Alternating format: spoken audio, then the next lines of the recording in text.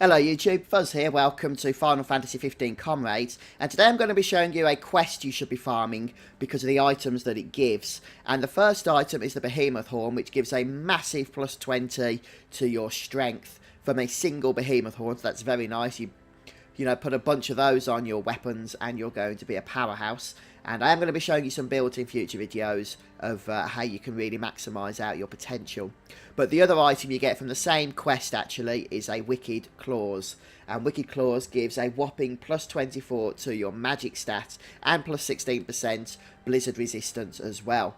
So if you're going for a more magic oriented build, which by the way is absolutely a valid thing to do in Comrades, unlike in the main game where magic attacks generally weren't as good as physical attacks, in Comrades your offense can go through the roof if you concentrate on magic rather than strength, so that is just as valid.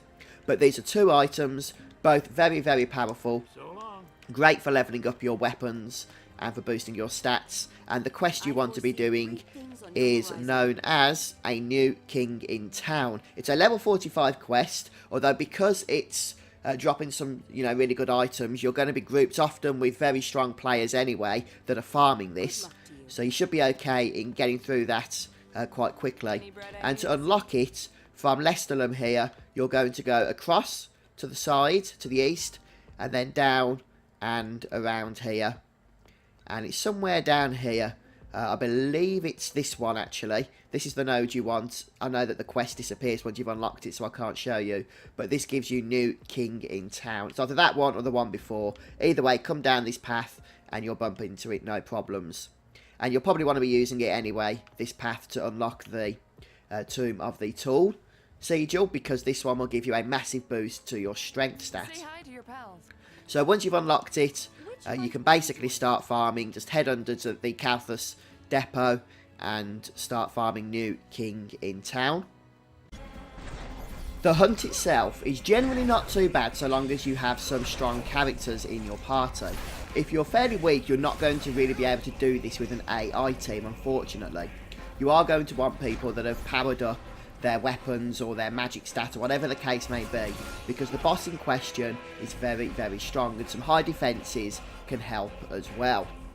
That said, the actual hunt itself starts off fairly simple. You have to kill 4 somewhat easy mobs. What I recommend after you've taken down the 4 mobs though, the first 4 mobs that is start collecting some good ingredients. You want 5 or 6 star rated ingredients by the time you finish this hunt. And the reason for that is this is generally the hunt where people bump into Sid afterwards. Now Sid, if you don't know already, can cook a meal for you, but he has only a small chance of appearing instead of Monica. But if he does cook a meal for you, then he's going to give you a buff to your crafting stats when you craft a weapon.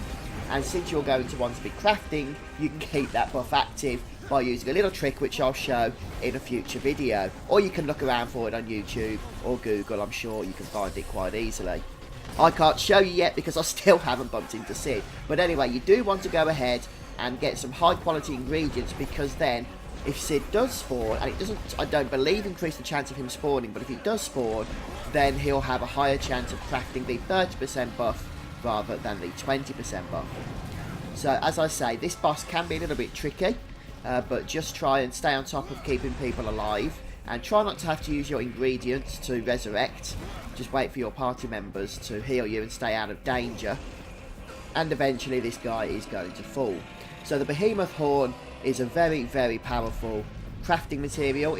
As you saw, it gives plus 20 to strength, which is very nice indeed. We're going to be using it to power up our Yoshimitsu katanas to their first upgrade form, and that's going to give us massive strength stats, which is what we're going to want to use.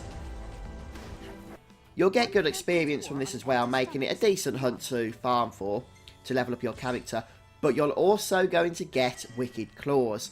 And Wicked Claws are brilliant at boosting up your ice resistance and your magic stat. 24 into the magic stat from a single Wicked Claw. Very nice indeed if you're going for a magic build. And there we have it. So this is one I'm going to be going to farm now for a little while, so I'm going to end the video here. I'm going to get probably about 15 to 20 Behemoth Horns if possible. That's going to be a few rounds of that hunt.